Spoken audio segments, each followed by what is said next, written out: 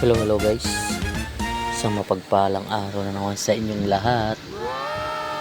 Ang gagawin na naman natin ngayon, mag-deliver. So ayan na nga guys, papunta na tayo sa customer niyan. Karga-karga sa pushcart. Yan, sobrang kainitan ng araw. Nakita nyo may panduman na. Ayan, yung nagbubotang yan, ibang customer na yan. Gumaya na rin si Master Van Diesel. Ayan, tingnan nyo naman kung gaano siya kalakas. Kahit senior na, malakas pa rin. Wow! Pangalawang buhat na niya yan. Oh, no! Lakas talaga. Wala talaga akong masabi sa kanya. Third floor pa yung iaakit niyang yan. So ayan na nga guys. Sa ibang customer na yan, pauwi na rin tayo niyan. Papunta na tayo sa truck. Sobrang kainitan ng araw guys. Grabe. Oh my Yan ang buhay delivery.